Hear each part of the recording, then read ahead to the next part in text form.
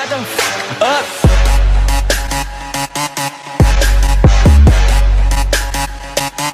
Assieds-toi, faut que je te parle. Ah, ça fait du bien de s'asseoir, n'empêche. TronSmart, avec l'accent français, a sorti une nouvelle enceinte, la TronSmart Mega Pro. Une enceinte qui est censée envoyer du lourd et vous avez été nombreux mais incalculables de personnes d'entre vous me l'ont recommandé. Et moi j'avais pas trop envie parce que j'avais testé la T6, la T6 Plus et j'aimais pas trop la signature audio de TronSmart parce qu'ils ont tendance à exagérer trop les basses et à négliger les aigus et les médiums. Mais vous m'avez certifié dans le commentaire, mais si le son est équilibré, c'est même mieux qu'une JBL Extreme 3. Ouh là là. Ouh là là là là là là là. Là vous attaquez à du Saint Graal mon pote, je vous le garantis. Parle pas comme ça wesh, tu crois t'es qui wesh? Et on va voir si celle-ci, pour 3 fois moins cher, lui arrive à la cheville. TronSmart te propose une enceinte de 60 watts, alors honnêtement pour le gabarit c'est plutôt pas mal parce qu'il n'y en a pas beaucoup pour cette taille qui propose une aussi grande puissance. Il était alone. Elle est équipée du Bluetooth 5.0, IPX5 et 10 heures d'autonomie. C'est moyen, on aurait aimé un peu plus, mais on verra si elle les tient déjà. Donc c'est parti pour l'unboxing. Et attention pour cet unboxing, je ne suis pas venu tout seul, je suis venu accompagné avec le couteau du chef. Là je peux vous dire que c'est le couteau du chef et ça rigole pas. Hein. Le premier qui me fait chier, je saigne. Oh, comme j'ai peur. Tu veux quoi toi? Oh, je parle les merdes, ok? Méfie-toi, hein. Méfie-toi. Je peux vous garantir que ça coupe. Là je coupe à l'envers parce que j'ai peur de niquer la boîte. Hop. Enfin, j'aime pas trop niquer la boîte parce que moi je suis le genre de personne qui collectionne les boîtes. C'est un truc de ouf. Je collectionne même les enceintes, t'as vu? En fait, ça sert à tenir le tout quoi. S'il n'y aurait pas ça, bah ça partirait en couille. Donc on enlève ça, on va le mettre je sais pas où, par terre. La sobriété, ça fait le premium. On voit que là, c'est la TronSmart Mega Pro. T'as compris?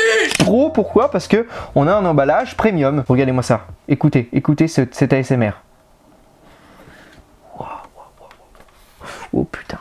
Je m'extasie, j'adore unboxer les produits, c'est un truc de ouf. Oh my goodness! Regarde, même ça s'enlève, tout s'enlève! Putain, mais c'est un truc de ouf ça! Regardez, et là on a l'enceinte. Ouh! On verra combien elle pèse, mais elle est pas légère non plus hein, pour la taille. Et ouh, là ça sent le plastique, ça sent la Chine. Ça te pose un problème, hein? Nous avons une petite boîte où à l'intérieur nous avons, à votre avis, qu'est-ce qu'on peut avoir là-dedans? La carte garantie, parce que l'enceinte est garantie 12 mois, donc 1 an. Hein, de toute façon c'est obligatoire. Une carte pour les suivre sur les réseaux sociaux et la notice d'utilisation pour les personnes qui ne seraient pas capables d'utiliser cette enceinte correctement. Oh mais comment mes pauses, comment mes plays? Mais c'est écrit dessus mon gros. Alors ça c'est rare de nos jours. Un câble jack vers jack 3.5 de longueur convenable et là-dedans on a le câble USB type C vers USB type A. Alors attends, on va ranger un peu le bordel parce que voilà.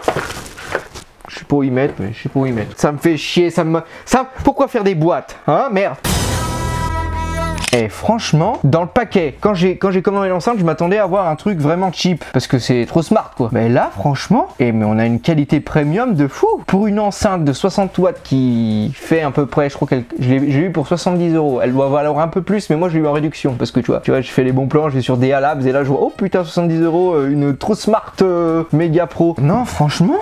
Et là, on a un revêtement en caoutchouc. Vraiment doux. C'est doux au toucher. À mon avis, il doit sucer quand même. Il doit sucer. Franchement,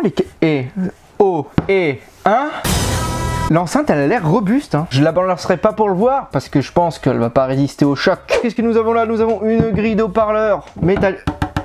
Ouais, je voulais vérifier si c'était en plastique, mais c'est bien en métallique. Une grille d'haut-parleur métallique qui fait tout le tour de l'enceinte avec sur le dessus le logo TronSmart comme la plupart des enceintes de cette marque. À l'intérieur nous avons 2 tweeters avec un woofer ou un haut-parleur de grave pour les intimes. Il n'y a pas de haut-parleur de médium. Alors honnêtement j'espère que ça n'aura aucun impact sur le son. On verra ça lors de l'écoute. Sur le dessus nous avons des touches tactiles. Alors je sais pas si quand c'est mouillé ça marche ou pas. Je sais pas si on va le tester parce que moi quand l'enceinte est IP67, c'est-à-dire qu'elle résiste à l'immersion dans l'eau, là je fais le con, je mets dans l'eau, et quand c'est IPX5 je préfère pas prendre le risque. Bien évidemment! Alors nous avons le bouton M. Qu'est-ce qu'il nous indique? Il nous indique le mode, parce qu'il y a plusieurs modes sur cette enceinte. Vous pouvez écouter la musique en Bluetooth, en jack ou en carte SD. Nice. eh oui, ils y ont pensé les glaudes. Alors ça, le bouton, vous savez à quoi il me fait penser? Il me fait penser à le bouton JBL Connect. Donc là, c'est pour appairer une autre enceinte pour avoir un son True Wireless, c'est-à-dire un son stéréo. Tu peux mettre une autre True Smart Mega là, et une autre True Smart Mega là, et là, tu as un son stéréo. Par contre, ça marchera pas si tu mets une True Smart T6 Plus et une Mega Pro là. Ça marchera pas. Faut que ce soit les deux mêmes références, les deux mêmes enceintes identiques. Nous avons le bouton Equalizer parce qu'il y a 3 modes d'écoute. Nous avons le mode vocal, le mode 3D et le mode basse. Voilà, c'est ce qu'il y a dans toutes les True Smart et moi je trouve que c'est plutôt pas mal d'avoir le choix. Nos goûts peuvent différer selon nos styles musicaux. Nous avons le bouton pour revenir en arrière et changer de musique et le bouton Play Pause. Et nous avons aussi un capteur NFC parce que tu peux connecter ton téléphone ou tu poses comme ça là, tu le mets, hop. Bon là j'ai fait péter le téléphone, faut que je fasse attention quand même. Ça fait beaucoup là, non? Et le bouton volume plus et moins. Et attends, et c'est pas tout, le bouton micro. Et vous allez savoir à quoi il va servir dans la vidéo. Sur le cul de l'enceinte, nous avons un revêtement en caoutchouc avec des petits patins surélevés pour éviter que l'enceinte vibre sur le support à laquelle elle est posée et qu'aussi le son se répartisse. Parce que vu que cette enceinte a énormément de basses, eh ben, on va le voir si ces patins sont utiles ou si le son vibre sur le support. À l'arrière, nous avons le bouton Power. Honnêtement, je trouve moche, hein, ça fait vraiment cheap. Hein. Là, franchement, sur le coup, ils avaient tout réussi sauf le bouton Power qui fait vraiment cheap de chez cheap. À l'intérieur, une autre trappe d'étanchéité où il se trouve un port jack 3.5, un port USB type A pour recharger votre smartphone parce que cette enceinte fait Power Bank et un port USB type C pour la recharger et une slot pour mettre une carte SD. Oui. Par exemple, ma grand-mère, elle qui ne sait pas utiliser son smartphone, tu lui mets l'album de Johnny Hallyday sur la carte SD, je peux te dire qu'elle twerk. Donc maintenant, combien mesure cette enceinte alors? On va essayer de ne pas le mettre à l'envers. Elle fait 25 cm sur 8 cm de largeur et en hauteur 10 cm. Ça va. Franchement, pour la puissance, rapport taille-puissance, il n'y en a pas deux comme ça, je peux te le dire. Donc combien elle pèse celle-là? 1,799 kg. Wow, qu'est-ce que c'est que ce truc là? Adieu, j'ai réveillé la voisine là. Donc c'est parti, on va allumer l'enceinte. Donc faut appuyer sur le bouton qui est juste ici, hein, le bouton super cheap, Là on ne peut pas le louper. Wow, et ça m'éblouit là. Non, je rigole. Non, franchement, même là, on a les spots qui m'éclairent en pleine face et même avec un éclairage aussi élevé, on voit les LED et ça, franchement, c'est plutôt bien. Donc là, on a le bouton Play Pause qui se clignote bleu, c'est pour nous indiquer que l'enceinte est en mode appairage. Donc c'est ce qu'on va faire. On va aller sur mon smartphone Doogie, associer, oui. Voilà. Il faut savoir que l'enceinte a un micro intégré. Tu peux faire soit kit main libre, en gros répondre aux appels, soit tu peux invoquer ton quoi? Oui, Timothée. La tête de ma mère veut t'insulter ta mère. Oui, c'est bien. Tu peux invoquer ton assistant vocal selon ton smartphone. Ça peut être Siri, Alexa ou Google. Et là, par exemple, on va appuyer sur le bouton. Ouais, ça marche. Ça marche. Ah oui, parce qu'il est verrouillé, c'est pour ça. Ah mais c'est nul. Bon, ça marche, mais on est obligé de déverrouiller le téléphone. Donc honnêtement, j'en vois pas du tout l'intérêt. Ça, je pense que ça vient du smartphone. Hein. Il n'y a pas tous les smartphones qui font ça. Siri marche très bien en étant verrouillé. Alright guys, on va mettre de la musique, no copyright. Donc là, normalement, je suis en mode basse. Je sais pas comment ça marche. Somehow I woke up out in Beverly, fuck, smelling like that bourbon, and I end up alone. Voilà, j'ai compris un peu. Quand c'est blanc, c'est le mode normal, c'est le mode basse. Ensuite, quand tu appuies que ça s'allume vert, c'est le mode voix. C'est-à-dire que là, les voix vont mieux ressortir avec le mode vert comme ça. Et le mode bleu, c'est le mode 3D. Ouais, voilà, la spatialisation est beaucoup plus grande en mode 3D. Là, on va rester en mode basse pour analyser le son.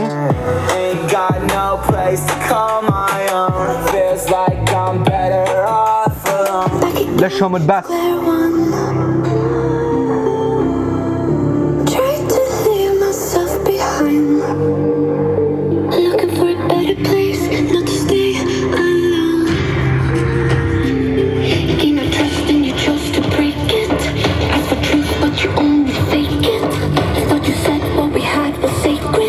Un truc que j'ai remarqué, c'est qu'il y a des tweeters, mais les voix sortent par l'haut-parleur central, par l'haut-parleur qui est censé émettre les basses fréquences. Et ça me semble bizarre quand même, plutôt que les tweeters qui sont censés avoir cette fonction quoi. Mais même si l'haut-parleur central sort les voix, bah, je trouve qu'elle se débrouille plutôt pas mal. Franchement, contrairement à d'autres enceintes de chez True Smart, les voix ressortent vachement bien.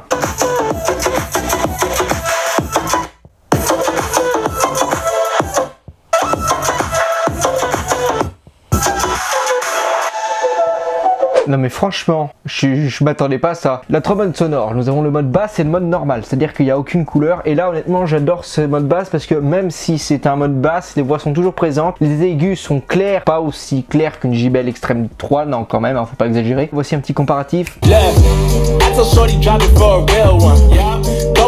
Donc vous pouvez voir que ce n'est pas avec le même micro ni avec les mêmes conditions de tournage, mais de mon avis, la JBL Extreme 3 est indétrônable. La JBL Extreme 3, elle a un son beaucoup plus clair et des basses beaucoup plus percutantes et profondes. Le cul de ta mère! C'est comme si là, on va dire que là, tu as une Dacia, c'est pas cher, c'est bien, c'est de bonne qualité. Et d'un autre côté, tu as une Porsche, tu as un level beaucoup plus haut. Tu les veux comment? Discount?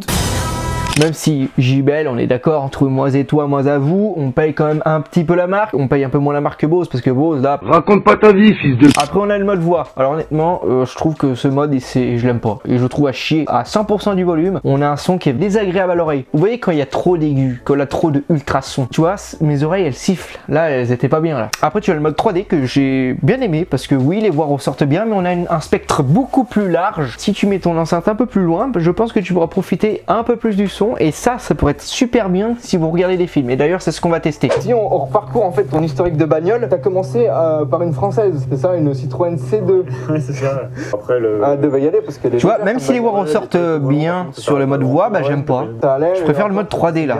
Pour regarder des films, déjà, la synchronisation entre le son et l'image, il est parfait. L'enceinte est certifiée EPIC 5, donc c'est-à-dire qu'elle va résister aux éclaboussures, mais pas à l'immersion dans l'eau. Oui, ne t'amuse pas à l'acheter dans la baignoire ou dans l'évier comme je le fais. C'est quand même bien qu'elle soit là parce qu'au moins, on va dire que l'enceinte sera durable dans le temps, parce que dans la vie il peut arriver des accidents. Un verre de gnôle là comme ça, tu vois, tu bois avec tes potes là, je sais pas, tu parles et d'un coup t'as un tel espace. Oh putain merde, l'enceinte plein de gnôle. Bon après elle va résister à la gnôle, mais elle va sentir la gnôle. Sur le papier il est annoncé que l'enceinte a 10 heures d'autonomie, alors c'est plus ou moins respecté, ça dépendra du volume sonore. Par exemple si vous utilisez l'enceinte à 100%, là on sera à peu près entre 7 et 8 heures d'autonomie, donc on n'est pas tout à fait à 10 heures, mais c'est normal, toutes les marques vont se baser sur une moyenne de 50% de volume. En revanche, si vous utilisez l'enceinte un peu en dessous de 50% de volume, là je pense que vous pourrez atteindre largement les 10 heures. Conclusion, franchement pour ce prix là, elle vaut 89,99 €, soit 90 €. Donc même pour 90 €, franchement je trouve que c'est une bonne affaire. En tout cas moi pour 70 €, j'ai fait une sacrée bonne affaire. Ça avait qu'à y aller avant. Surtout que 60 watts pour cette taille quoi. Est-ce que vous voulez que je fasse une comparaison avec la double King D8? Sur ce, n'hésitez pas à vous abonner et activer la cloche, c'était Dotelema Harvey pas. Eh chérie, j'ai mis un pouce vert sur cette vidéo. Oh génial, je vais faire de même mon amour. Je vais te fumer!